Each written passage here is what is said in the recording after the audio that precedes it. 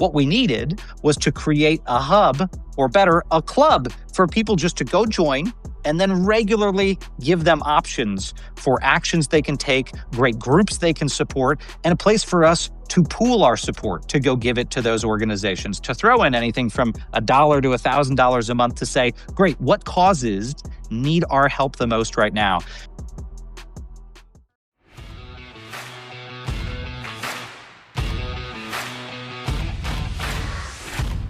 Hey, everybody. I'm with Miles Taylor and with Maria McFarland Sanchez Moreno. I'm going to say the full name. And Maria is the CEO of Represent Us, working for a U.S. government that's accountable to the people. Who would have thought?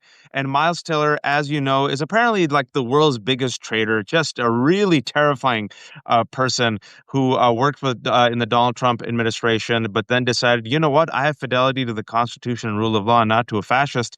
He wrote the article and later the book, Anonymous. And Donald Trump decides, you know what, let me pardon CZ and George Santos and all these violent insurrectionists, but let me accuse Miles of treason. So that's the name of Miles' new Substack. And Miles has pissed off all the right people because yesterday you announced, Miles, that you want to take on Donald Trump. So please tell the rest of us how and why how you are taking on Donald Trump and why MAGA is so pissed off at you. Well, Waj, look, first I'll say this. I was really lucky after what happened in April. When the president came out and said that, when he signed this investigative order into me, I had a lot of incredible people come out of the woodwork to support us, and folks who helped us get a remarkable legal defense team to fund our legal defense. We had this protective wrapper around us before we even realized what was happening. That was very fortunate. But most people aren't going to have that when they're in the crosshairs of the president of the United States. And so I got a lot of people asking me the question every single day since then, what can I do? What can I do? And not just to help me and my family weather this storm, but in the country. What can I do to push back against the autocracy that is being developed within our republic? And I'll be honest with you, the real answer is I just got kind of pissed off that I was getting that question all the time, and I didn't have a really easy answer. Now, a lot of us for months have been saying, go to the protests on October 18th, led by Indivisible, the No Kings protest. Fantastic. Incredible organization, incredible effort to get Americans out in the street. But people want to know, what else can I do? And there's a zillion great organizations out there. So I didn't feel like we needed to go create another organization to do protests or to help, create legal defense funds or to go sue the Trump administration. What we needed was to create a hub, or better, a club for people just to go join and then regularly give them options for actions they can take, great groups they can support, and a place for us to pool our support, to go give it to those organizations, to throw in anything from $1 to $1,000 a month to say, great, what causes need our help the most right now? And so the reason we went and hunted down the domain name defiance.org is because that word, Waj, was literally the word that one day I'll probably say saved my life, because it reframed all of my thinking about what we needed to do as a family in response to that executive order in April, and shifting us from a position of feeling like we'd been attacked into a position where we felt like we could go on the offense to defend our family, to defend our country. And again, that word was defiance. And so as we thought about what club can we build for a group of courageous Americans, it should be called Defiance. And so that's how we built defiance.org. And at the outset, we wanted to support some really remarkable groups that are already out there doing great things. And one of those is Represent Us. And you can find them at represent.us. This is a group that is doing amazing things to hold the administration accountable, but also to make sure Congress wakes up and does its job. And so my friend Maria here, who runs Represent Us, is one of the organizations that defiance.org will support. That was fantastic. You got your elevator pitch down at defiance.org. I just shared the website. It's amazing that you even got the name. So well done scouring it and finding it. And like you said, it's a hub. It's an online hub for people who want to actually legally push back against this authoritarian regime, because it's also overwhelming, right? It's also just like what do I do? I don't know. And I think a part and parcel of the authoritarian project is to overwhelm, right? Is to confuse you, is to make it seem, Maria, like there's nothing that you can do. And so talk to us about your partnership with Miles and why this is actually a vehicle that can actually not just generate hope in people, but can generate action, like actual on the ground action. Yeah, absolutely. This is the sort of thing that Miles is doing now is exactly what we need in this moment because as you're saying, hopelessness is the word of the day. So many people are also saying, I nothing matters. How can I make a difference? And so on. What you need is to do things that are ideally as targeted, as strategic as possible, and do them together and bring more people in. And that's true for ordinary people, right? And defiance.org is going to be a great way to channel that energy. It's also true for people in our government institutions, right? We've seen judges in the courts, in the lower courts, stand up to the administration and do the right thing despite threats and so on. But we haven't seen that kind of courage in Congress, right? We've mainly seen them act as a rubber stamp. And what we're trying to do at Represent Us is create that kind of energy, not just among people across the country, left and right, informing them and so on, but also harnessing that energy to put pressure on Congress so that we shift the dynamic there, right? And I know it seems hard, right? They've mainly operated in lockstep. Um, a lot of members of Congress are scared. They're under the thumb of the administration. But we are seeing some cracks in the armor. Just in the last couple of days, you saw Rand Paul and several other senators join the Democrats in voting to on a resolution to rescind the tariffs on Brazil and then on Yeah. Canada. And that's tough, right? This has been a big priority for the administration. So the fact that they're showing some independence in that space, I think reflects pressure that they're getting from their base and shows that it's possible, right? And the more you see that happen, I think the easier it'll be for others to also stand up. Maybe not on all issues, but on the worst excesses, the worst abuses. So what we're saying is, uh, constituents around the country, it's really important that you exercise your power as effectively as possible, putting pressure on your member of Congress to do the right thing, to claw back congressional authority, upholding the Constitution, to exercise oversight of the executive branch, which is a core part of their job. You know, ask Pam Bondi some tough questions next time she's in a hearing. And third, also work on fixing the system because there's been dysfunction in our political system for generations now, including the problem of money in politics, corruption. We need to have a Congress that also starts working on those underlying problems that have led to so much cynicism and loss of trust and have, in a way, landed us where we are now. So that's the overall mission, the vision that we have for going forward. And we are launching this Congressional Courage campaign now as well, alongside defiance.org, and hoping that people will join and we will equip people with information and tools and everything that they need to put pressure on their members of Congress. And the website's defiance.org. It's a great website, great looking website. And you have right on the top, what can I do? And I want to quote you. We built a club to answer that question. What can I do? Each month we give you options to fight back peacefully, lawfully, and defiantly against Trump's authoritarian takeover. You choose what missions to support. Then we take actions together, a club for courageous Americans. So the first thing that you have is sign the declaration. The declaration is that no American president should be allowed to use the White House for political retaliation. Second is join the club, become a member. And the third is do something real. So right now, what's very real to most people, and you see the polls, is the economy. Donald Trump is negative 31 on the economy. He's negative double digits on jobs, on inflation, on tariffs. This is his big weakness, his major Achilles cankle. The second one is the Epstein files. Over 75% of Americans, regardless of their politics, want the release of the Epstein files.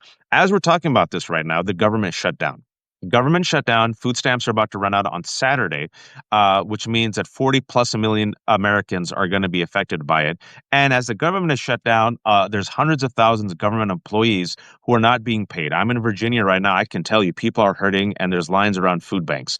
Miles, this is something, and I hate talking like this, but you can the opposition can capitalize on this massive weakness at this moment and put pressure on Republicans because this is impacting not just blue states, it's impacting everyone. And Maria and Miles, what can we do in this moment where the polls have come out, people are really pissed off, food stamps are about to run out, and these Republican reeks, these congressmen, they're hearing it. How can we create fissures here and put pressure, Miles and Maria? Well, look, I'll say one thing that's just super tactical. And, a hat tip to my friend, former Congressman Denver Riggleman, who said this a couple of weeks ago. People should forget about calling your member of Congress's office in Washington. That's helpful sometimes. Call the district office. The district office, and there's often several of them, is the local office that the congressman has. That's the office that most often calls the congressman and says, hey, people back home here are really pissed off. This is not good. Why do they care about the district office? Because that's where they get the votes to send them back to Washington. The kids that go to Washington to work in these offices, a lot of times they're not even from the district. Or if they are, they're kind of like, they're so detached from it because they're focused on what legislation's coming to the House floor and where am I going to go to lunch down the street as I try to hobnob and work my way up the congressional ladder. But the district office is really, really nervous about whether the congressman or congresswoman is going to win re-election. That is the phone number you go hunt down and you melt their phone lines and their emails. That's when they get freaked out. And this is a very tactical distinction, but a very important one. If you're calling the district office, if you're overwhelming the district office, that's where they need to hear it. So, Waj, if I was organizing in a specific congressional district right now, I would say to folks, let's go get 50 people and go stand outside the district office and protest there. That will rock them. Let's make sure every day they're getting phone calls and saying, hey, people in our community are going to starve because of this. I don't care what your politics are. I don't care if you support or don't support Donald Trump. Get us back online. That needs to be what's happening across the country. And I think you're right. And it's not capitalizing on the drama of the moment. It's actual pissed off, sentiments being communicated to our representatives. This is what we should do. And on tariffs, look, I think people need to stop saying the word tariffs and just start saying taxes. Donald Trump unilaterally raised taxes on the entire country. This is worse than what happened with the Tea Party and the King. It is. It's actually quantitatively vastly worse than when the King was raising taxes on tea in the United States. And you know what? Prediction, I'm going to put it out there. We're going to see a bigger reaction than the Boston Tea Party to what Donald Trump has done to prices and goods in this country. I agree too, and this is, I for one, folks, have said this before. I'll say it again. I want everything to be peaceful, but I also look at the data, and you look at American trends. We have more guns than people in this country. We have unhinged people. We have people who are radicalized. We have people who are angry. We have people who are desperate. What's going to happen to Americans once they starve to death? What's going to happen to Americans once they lose Medicaid? Because we haven't even talked about the big beautiful bill, which gives tax cuts to the billionaires at the expense of literally taking away healthcare, right? So we had a Boston Tea Party, and we're going to have all sorts of resistance. But what Defiance is saying is that there's a way to do it legally and peacefully and tactically to get the results that we want for the majority.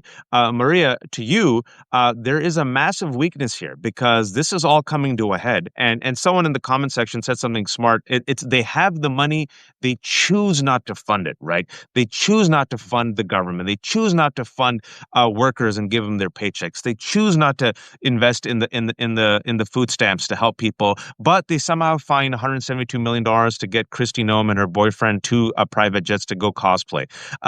This is a moment where I think which is ripe for a tactical response that can win over a lot of folks. You heard what Miles said. What else can Americans do? What would you give them as a strategy? Yeah, look, we are focusing our efforts on Congress at Represent Us, and I would say that's critically important because it's very easy for our efforts to become very diffuse, right? If you have people doing a million different things, it doesn't add up to real power. And so I would just say, really focus your energy on your member of Congress or on people who are in swing districts who you want to convince to also put pressure on their members of Congress. Talk to their constituents, to the ones who voted for them. Try to bring people along who may not agree with you politically on traditional left-right issues, but who are upset about what is happening, whether the entryway is tariffs, whether the entry or taxes, or whether it's what's happening with SNAP or other issues. Find the way to talk about how this connects to a broader problem of overreach, of concentration of power, and deep, deep corruption. Right? And corruption is something that actually animates Americans across party lines. People really dislike corruption. They dislike the idea that powerful interests are the ones who are running the government. That's why we've been working forever for a government accountable to the people, not just the powerful, right? And so I think drawing attention to those differences, trying to find points of unity around what kind of government we want and who it should be responsive to, and then using that energy in a democratic, peaceful way by putting pressure on our own representatives. That's how the system is supposed to work. Let's take it back. Right? Let's not just let it slide away. I grew up in a country that was at war, right? I grew up in Peru. My dad was American, my mom Peruvian. We don't want that in the United States. We really don't. And people sometimes play around with violent language and like, oh, there should be some kind of revolution. No. Especially in a country with 400 million guns, no. It is so rare to see political violence yield something better.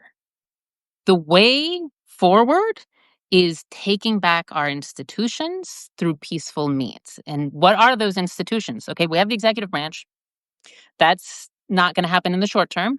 But you have Congress, you have the courts that are sort of working, and, state governments, there are a few other options. But Congress is the place that is supposed to be responsive to the people. So let's use constituent pressure. They still have to get reelected. Let's focus there. And folks, I do want to look. I know it seems so hopeless, but right now, a poll came out. Several polls have come out, which are interesting. Donald Trump is more underwater than any other recent president during his honeymoon period. He's even dipped below his first term. He's negative double digits on all the core issues of the economy, and he's also now negative 10 points on his one strong issue, which is immigration. As Maria said, people see overreach across the board. This is not what they voted for. The Latino voters who went for him for a better life, they fled. The young voters who said, oh, maybe I'll shake it up, they fled, right? Furthermore, as people can't afford the price of meat or groceries and job markets are contracting, corporations are firing people left and right. You heard about the layoffs at UPS. You heard about the layoffs that are happening in Amazon, right? And now Black Friday is coming up, which is the religious holiday of the religion of capitalism that runs this country. Miles and Maria, I think one of the ways to also respond and defy is economic boycotts. We saw it work when it came to Jimmy Kimmel. Donald Trump used the power of the government to go after not a government employee, but a comedian. Let's just be honest, right? A retaliation. It happened openly, nakedly, shamelessly. But people are forgetting that Americans said, all right, we're going to cancel Disney Plus. And within less than a week, Disney yielded and even Sinclair yielded, the local stations, which are not just in for profit, but also are hardcore Trumpers. Miles, do you all have anything set up for Black Friday, which is in a month? And we can really, if the people unite against strategically, tactically, they take on one or two companies, I think we can use our dollar as a weapon.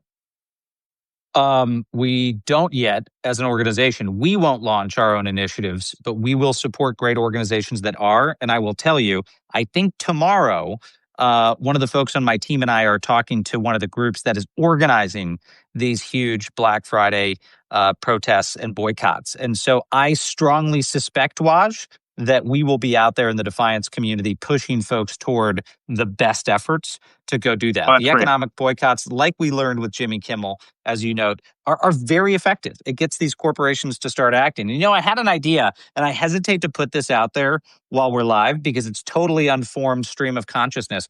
But I was thinking about when you were talking about the Tea Party, look, the equivalent thing right now is coffee prices, of course, are up 40% Yep. in the United States.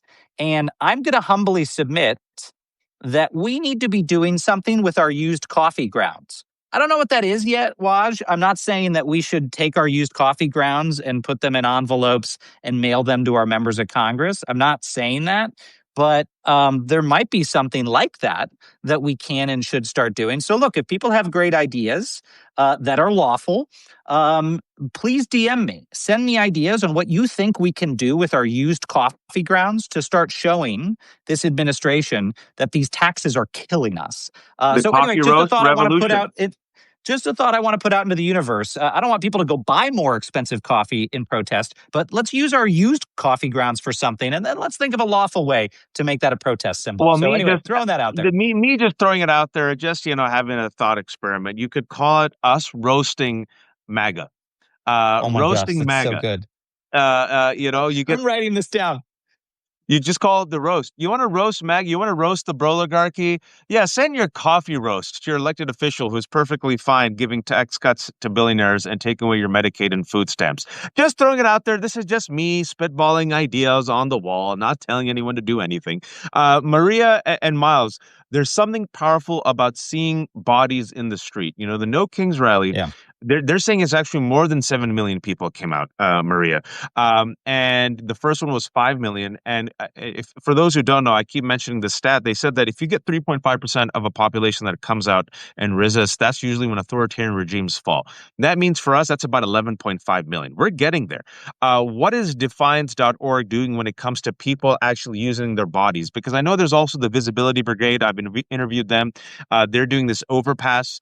It's a joyful community of protests that have a singular message once a week at overpasses, and it grows. And they've said that when people see joyful resistance, it inspires courage and hope and resistance. What's defiance.org doing with local communities who are actually putting bodies out on the streets? Yeah, well, we're gonna be pushing folks to go get involved in those show up, get yourself out there efforts all across the country. There are a lot of them. I love what the folks are doing at the overpasses, but stay tuned on that front. From inception to announcement, Defiance.org got launched about 10 days ago. So we're in the earliest innings of getting going on that front. We really want to drive folks towards those existing groups that are doing great work. I cannot say enough good things about what our friends at Indivisible have done in mobilizing Americans. I think we're going to be writing about them in the history books for a very long time, especially the Visibility Brigade and others. So stay tuned on that front. There are going to be a lot of ways to get out there. One that I will say, though, Waj, is we want to try to get more people to show up for folks who are being persecuted by this administration, whether it's the James Comeys and Letitia Jameses, to small businesses that this administration is putting in the crosshairs, to people who are being picked up by ICE unlawfully and persecuted. We want to try to find a way to drive more people to be out there to literally stand behind targets of presidential revenge when they're getting arraigned, when they're being charged, when they're being taken away, as long as it doesn't impede law enforcement, as long as it's lawful. We want folks to show up, to show solidarity. And so we're going to be finding more opportunities like that out there. But Maria, I also want to throw that question to you, especially as Waj mentions what portion of the population needs to get out there. I mean, you're one of the top human rights lawyers in America. You've seen this in autocracies abroad. Have we hit that inflection point? How do we hit that inflection point? I feel like we're close. I mean, I think mass mobilization is very valuable, but I think it also needs to go along with other initiatives. You need people on the inside who are willing to also stand up. And the mass mobilization helps, right? It helps to create that courage on the inside. But you need to find ways to peel off some of the structures of support that are allowing the autocracy to thrive. And I think that means, again, other tactics as well. And so finding ways to support independent journalism, for example, that is reporting out on what is happening, supporting whistleblowers, what Miles was talking about, the people who are being targeted, supporting judges who are standing up to the administration, or even individual people in government who are standing up, supporting people in the military who do the right thing. And creating pressure on institutions of government, because I don't think our goal should be to overthrow a regime, right? That is not that again is more the political violence path. That's not where I would say you need to head. I think what you need is a democratic process of retaking and renewing our system, so that it does live up to our ideals. Um, and in that sense, I think the protests have been amazing, right? No Kings and Indivisible, and all the groups who've been involved in making that happen have been great at making the case that what we want is a government that is for us, for the people. We want democracy. We don't want tyranny, and we're doing this peacefully. And that's exactly the right thing. It just needs to be paired, I think, with additional tactics. Yeah, and I'm not interested in restoration. I want reform. I think it's a moment of reform. Exactly. And like you said, it's not about overthrowing anything, because the government serves us. It's about, but I'm perfectly fine with divide and conquer, and I'm perfectly fine with weakening MAGA, and with a +9, folks. Right now, Democrats have a +9 advantage. I think that number will increase. You have to also put pressure on Democrats to fight, even with redistricting and gerrymandering. If you could get to +10, +11, that means, folks, that not only is the House, even with gerrymandering in play for Democrats, but also the Senate could be in play. And furthermore, if you go to defiance.org, in addition to signing the declaration and joining the club, they will tell you other organizations that you can support. For example, Democracy Defenders Fund, Take Trump to Court. That's a huge, if you will, a weapon that you have, is that you use the legal system. You sue them, right? Represent Us, Maria mentioned, you put pressure on Congress. They're feeling the heat. Marjorie Taylor Greene is blaming Republicans for the shutdown. Rand Paul is saying, whoa, whoa, whoa. I think we're killing Venezuelan fishermen. I don't think we should have the president killing people without, a due process. You also have something called the Whistleblower Aid, that is raising funds to support whistleblowers inside the government. People like Miles, he was a whistleblower. And then I know you have to leave, but you got Robert De Niro, Miles. So you got the blessing of De Niro. How'd you get De Niro to come on for defiance.org? The guy's a patriot with a spine of steel, and I think after Stephen Miller came out last week and said that no one's listening to Robert De Niro, that got us pretty excited about having Robert De Niro be our launch spokesperson. So proud that he is. And I know that we do have to jump, Waz, but the last thing I'll say is the reason I kept looking off screen here is I got really excited about roasting MAGA, or maybe roasting Trump, or roast your representative. We're going to noodle on this, folks. We're going to be back to you, because you shouldn't let those used coffee grounds go to waste. We'll think of a clever way to use them to highlight the fact that we don't want to be taxed, and we don't want our prices soaring. So back to you on that very soon. Thanks for that one, Waj. I appreciate you always, my friend. I like how Maria's like, I'm an adult. How do I end up here? Maria's like, oh God. So not true. Final word to you also, Maria, before you jump off. I mean, look, I am so delighted to be part of this defiance.org initiative. We need so many people to band together and not be thinking about, separate little efforts, but create real power, work together. And that's what we're doing here. Thank you, Wajahat. Thank you, Miles. This is fantastic. So, folks, Thank it's you, friends. defiance.org. They got to jump because they just launched it and they got to go on their press tour. Thank you to Maria. Thank you to Miles. I'll have this up later today, and I'll also link to defiance.org. Folks, go to it right now. Sign up, do what you can, and it's going to be a fantastic online hub uniting all these different strategies and organizations. And you do what you can fighting for democracy. It's going to be a contact sport. It's 10 toes down. Everyone has a role to play. Be a joyful warrior. It's a long walk. Be empathetic, be kind, and please, oh, please don't be a fascist. Thanks all. Good luck. Thank you. Bye. Thank